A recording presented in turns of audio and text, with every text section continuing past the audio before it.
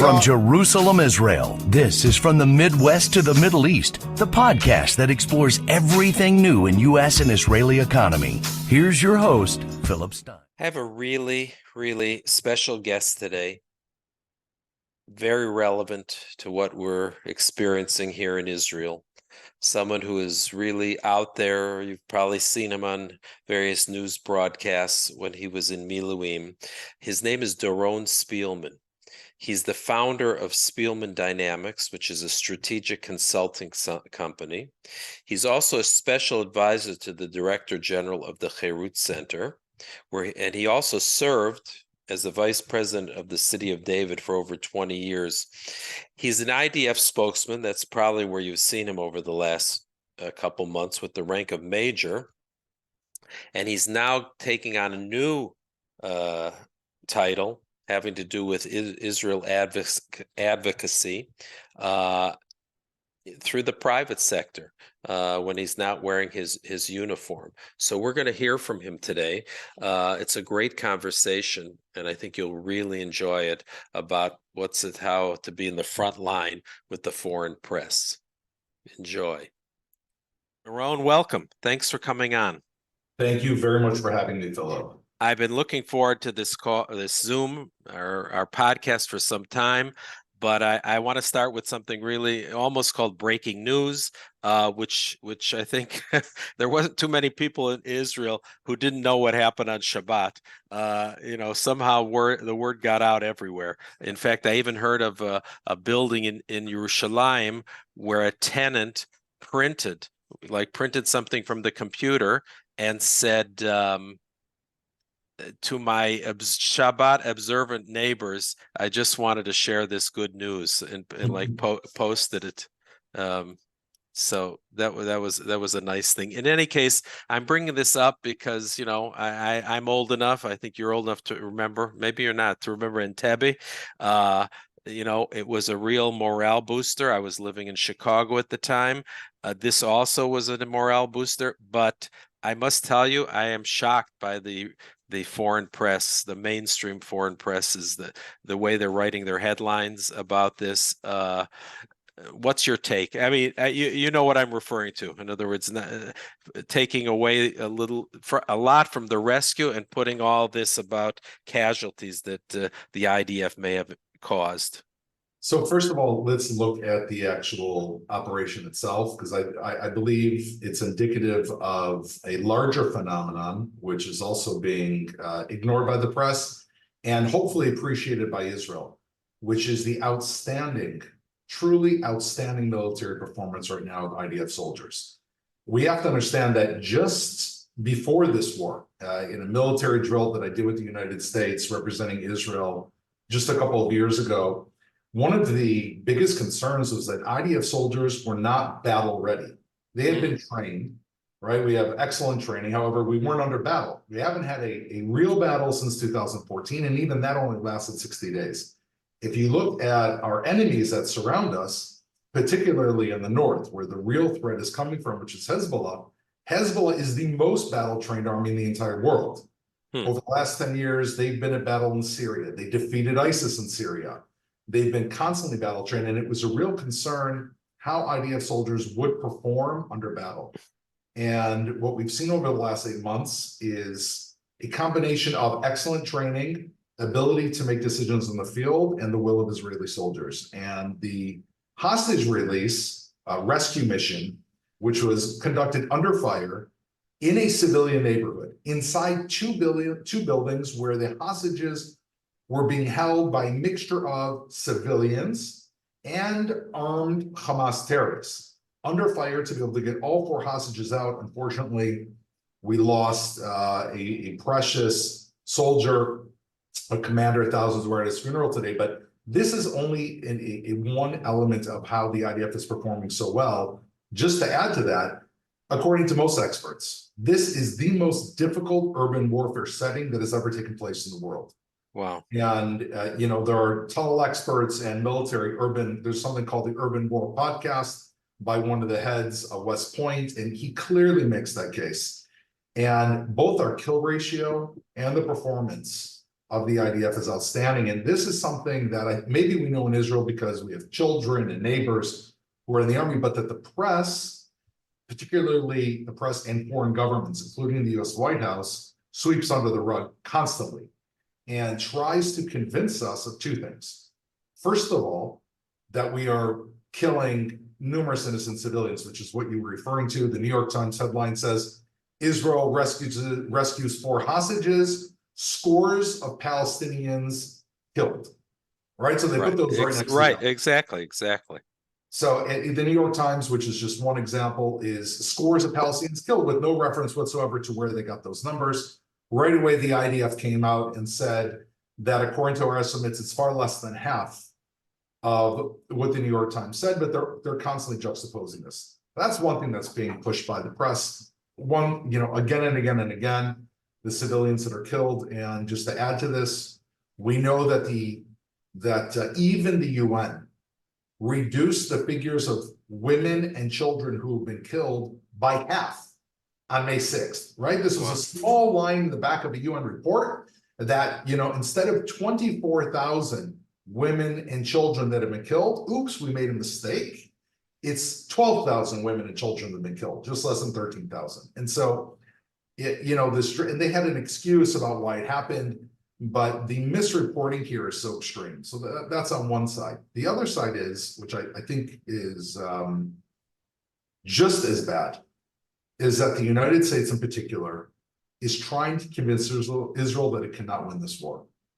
Again and again and again. There's no way you can move the people from Rafiah. They said that Rafah, it was an impossibility to move the million people. Then they said, okay, it can be done, but it will take 3 months and leave scores of Israeli soldiers dead.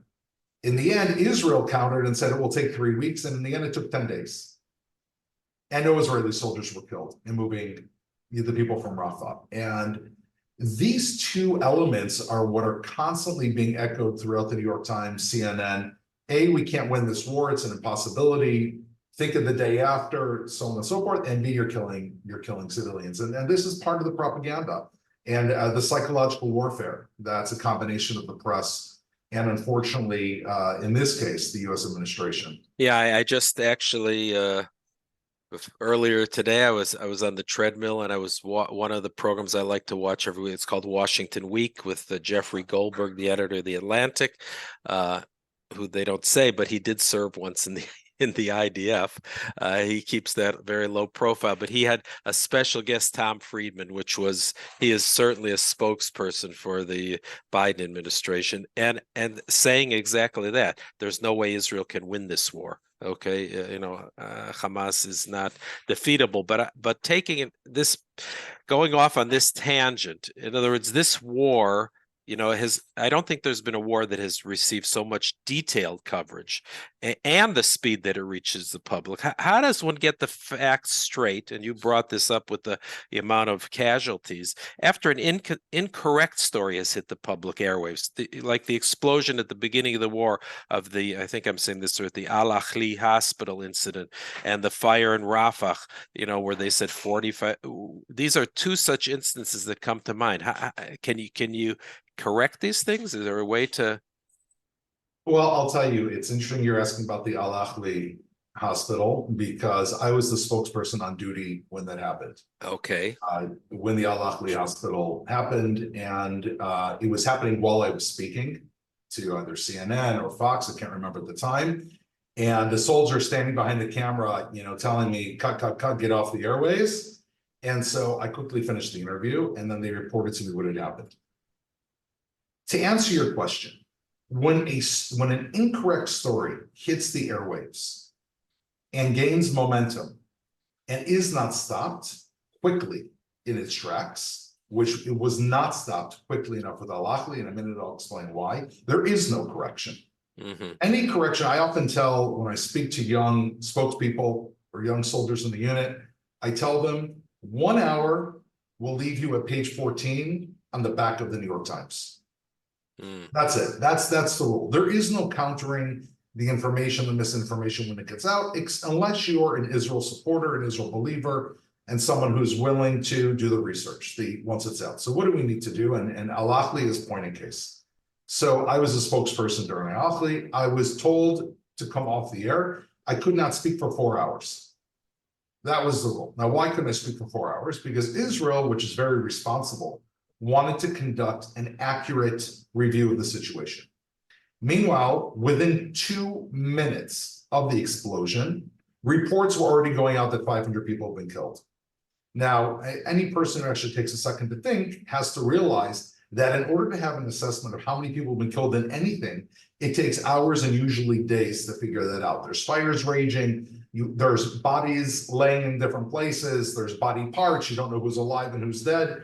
But as we know, and we recorded a phone call, Hamas immediately reported how many were dead. And at the same time, we released a phone call that was being carried out between 2 Hamas terrorists in which they said within minutes of the explosion, this was Islamic Jihad rocket that misfired.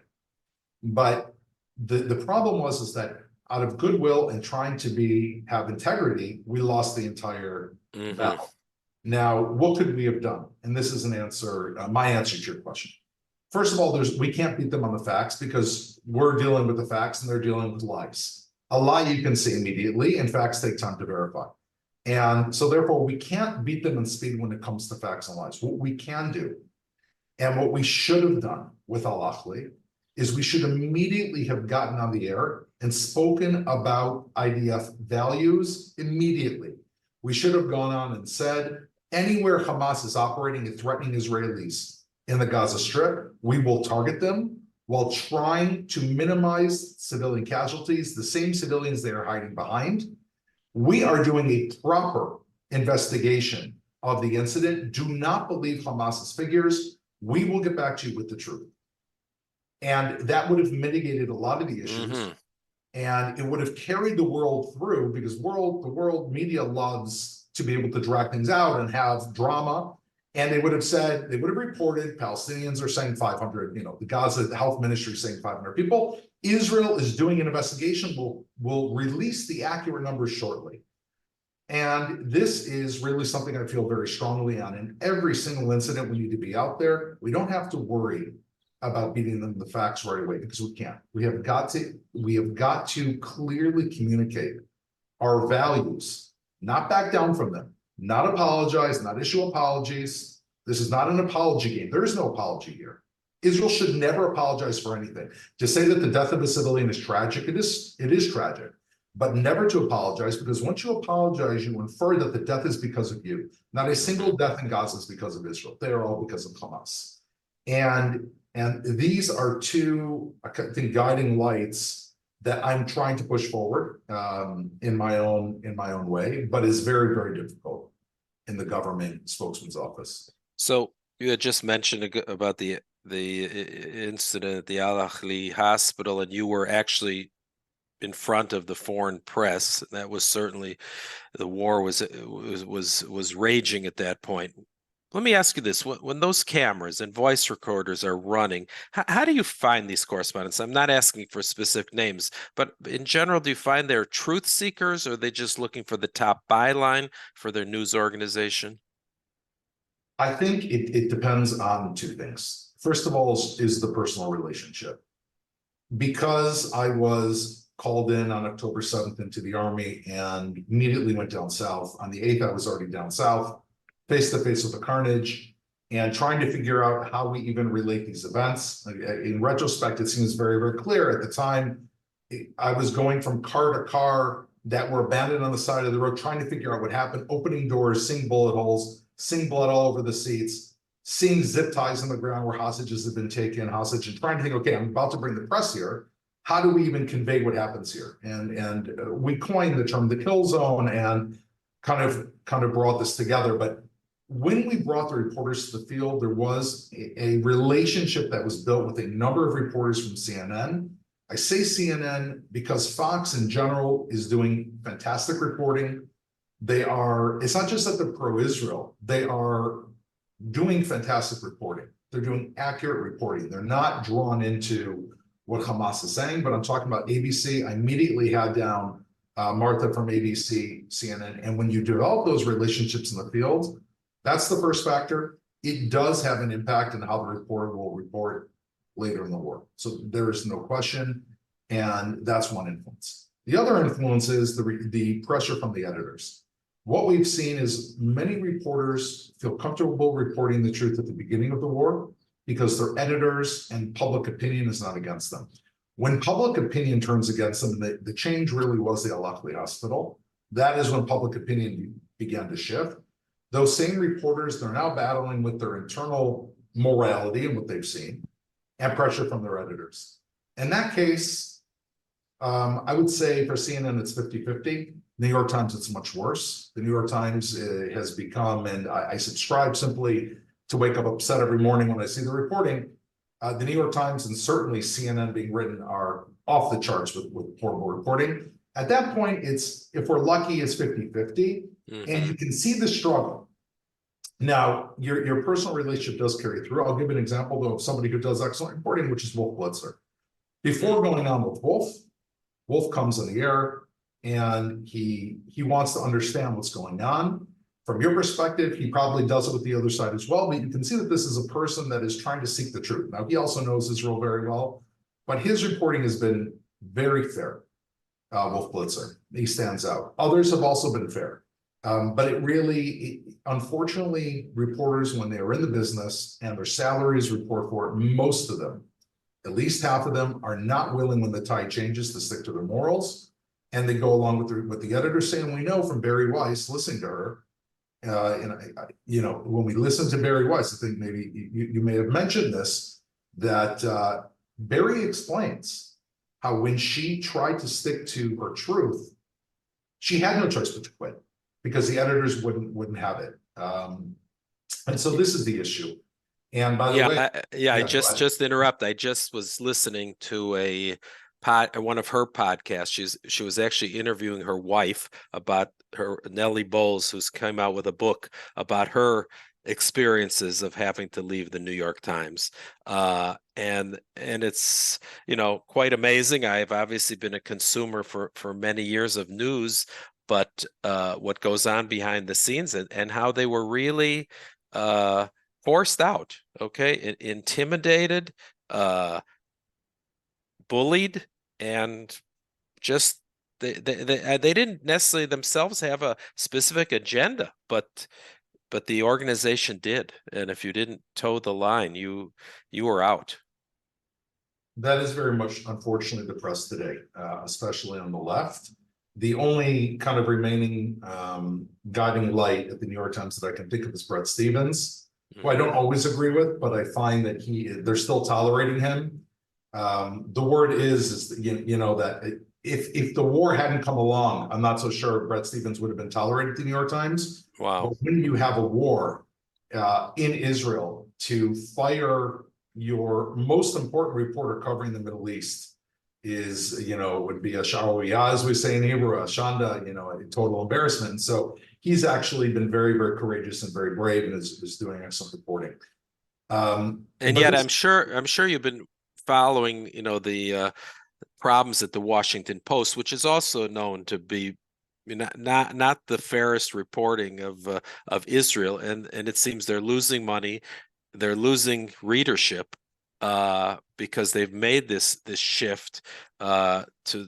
I don't want to get into right wing, left wing, but it certainly doesn't seem to be fair reporting, and yet they seem to be. They brought in a new, I think, CEO who's saying this has to end. So maybe things will change. I don't know. I do believe in the power of the consumer, especially in the Jewish world. The New York Times is so supported by the Jewish world. As I mentioned, I myself have a paying online subscription, which, every time I see that the Google Pay notification every month, I'm like, God, why am I doing this?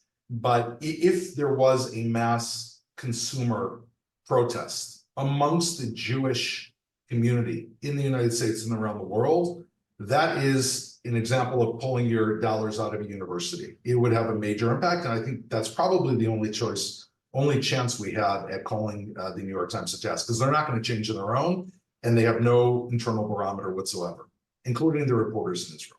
All right. So speaking about the traditional conventional news sources. I have a little question. It's a little long, but I hope you'll find it interesting.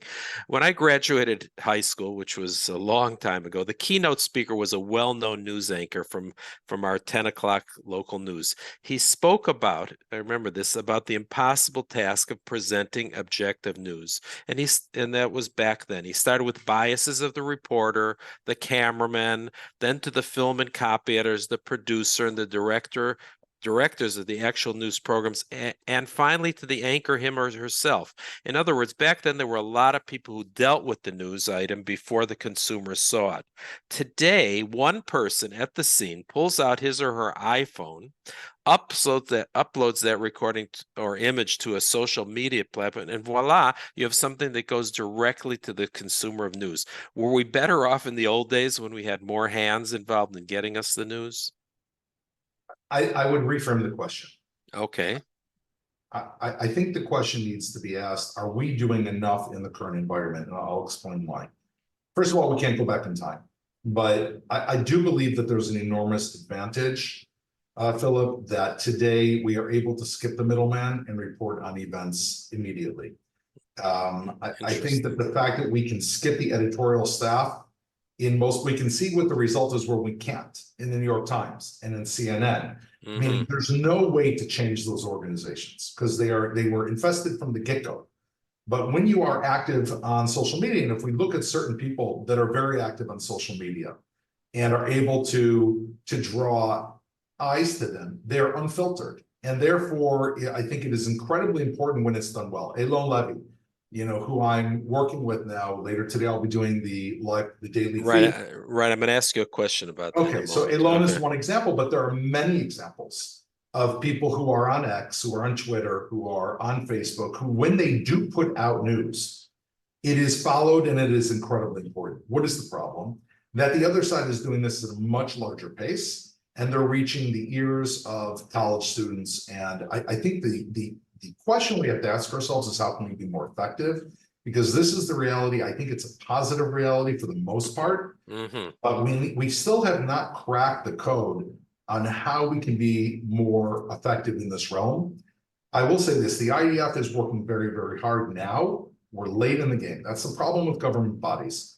They trail popular culture and they trail technological advances. The IDF today, we built up a relatively robust online social media account. It has more than 3 million followers, which is a drop in the bucket. You have singers who have 250 million followers, but they are working at it and they're trying. But again, there's a lot of thought that needs to go into how we battle this online. I think that's the question we need to ask. How do we do it? All right. So you mentioned you recently joined what's called as I understand, the Israeli Citizen Spokesperson Office, and you will be part of something called their daily briefing. Could you share with our listeners what the organization is planning to do, and how do you and people like Eylon Levy, people who don't know Eylon Levy probably know him from what I would call the eyebrow interview, and he probably would have had another eyebrow moment based on that CNN reporter, I think, who asked if, was it BBC or CNN about, well, CNN said the hostages were released, okay? And I think the BBC said, why didn't you give warning before you came in and rescued the hostages? These are eyebrow moments, but that was a very famous interview that Eylon did. But how you guys now can impact the news coming out of Israel? So I think this very much ties into your previous question about the new media. The initiative is a very important one set up by Eylon and a few other people, which basically Eylon got his following as a government spokesperson. I have mine from the IDF, and he correctly said, okay, when we're not in official posts, how can we continue to get the message out and also do so without the same limitations you have as a government spokesperson? And we have to be careful. I have to be very, very careful, and in particular because I'm shifting back and forth between the army and being a citizen. But it's the idea of, this is one answer, taking individuals that have a prominent online presence and reporting on a constant basis, repetition. Unfortunately, we can learn this from our greatest enemies who engineered this process, right? Is that if you say something and you say it enough, then hopefully, if it's true, it will be believed. The other side has mastered this. And this is really what this is, a daily briefing that is thoroughly investigated and written, that is given out on media channels, that will grow and be a robust source that people can count on, as opposed to just grabbing and trying to snatch little pieces from X, online, Facebook. The idea is you'll have one-stop shop with reliable reporting that you can turn to. The other advantage is you can call out reporters on this platform, something that is difficult to do as an official government or military spokesperson. And all you have to do is repeat what they said. Like you just did, Philip, we should recruit you. All you have to do is talk about what the BBC and CNN said about the hostage release, and that's enough. Just put it in front of people's eyes, take it out of context, and serve it to them on a silver platter, and just say, look at this. And people just, because we're so used to consuming quickly, if you put something in front of people and give them a second to think about it, it's very powerful. So Eylon has gathered around him a cadre of spokespeople, former Knesset members, and I'm honored to be there myself and other people. And that is what we're setting up, and we're looking for it to take off. And I would encourage people to go online and really subscribe. Again, it's the Israel Citizen Spokesperson's Office, and subscribe to the daily briefing. I think this is a phenomenal way of combating the disinformation out there and getting real information. And how do they watch it? Through Instagram, Twitter, or X? Is that all of the above? It's being produced and very clearly distributed amongst all the platforms. You can also go to Eylon Levy's page. You can go to my page, and you can find it that way, or you can just type in Israel Citizen Spokesperson's Office. All right. So before we conclude, I'm going to sort of go back to something I had wanted to mention before finishing. These days we often read or we hear these terms, echo chamber or filter bubble, regarding how people consume their news. In other words, people have their websites, they've got their podcasts, they've got their influencers who simply continue to strengthen their views, the views they already hold in these times. You mentioned, I'll also admit, I also subscribe to the New York Times because I want to hear the other side. And it is still good writing, and I like their recipes too. Okay. But in these times, how does someone like you and Eylon in your organization reach people that are not in your, echo chamber or your filter bubble, and show them a different point of view from what they already subscribe to? So first of all, the New York Times recipe on cheesecake is my favorite one. To Shavuot, and my wife was kind enough to buy the ingredients, and I'll do it tonight. And look, you bring up such a good point. I'd like to give an example of something I was just reading yesterday. When you talk about the echo chamber, so this is from CNN World. I actually highlighted it for myself because I was thinking about talking about it today. They were talking about Hezbollah and Israel, and trying to give background to their echo chamber of why Israel is fighting Hezbollah. And this is what they wrote, if I could just read 4 lines. So they say, the latest hostilities between Israel and Hezbollah started after Hamas led an attack on Israel on October 7th, killing 1,200 people and abducting 250, according to Israeli authorities. So that's the first, Israeli authorities say, maybe 1,200 people were killed. Okay. Now, what did they continue to say? That prompted Israel to go to war with Hamas in Gaza, during which it has leveled much of the territory and killed more than 36,000 Palestinians. Noticing here, 36,000 Palestinians, despite the fact the UN has already changed the number, is taken as a foregone conclusion. And here is the kicker. Why are we fighting Hezbollah? Hezbollah has said that its current round of fighting with Israel is to support the Palestinians in Gaza. So nothing at all about the fact that on October 8th, Hezbollah launched a barrage of rockets at Israeli territory, inside Israel, not in any occupied zone, not anywhere else, and that they launched a war against Israel that we've been fighting day in and day out. Not a word. And when you talk about the echo chamber, this is an echo chamber piece, right? Not a word that violated United Nations Agreement 1701, nothing. And so how do you combat people who are stuck in believing, okay, Israel and Hezbollah went to war, right? That's the good case. Or the bad case is Israel went to war with Hezbollah. And This is an excellent question. I want to give a clear answer. It only takes 20 people to do this, and I'll explain why. What we are seeing around the world are endless events around the world that are being interrupted by Palestinian protesters. Endless events. I'm a graduate of the University of Michigan. They just Me had too. Me too. Oh, wow. Okay. MBA.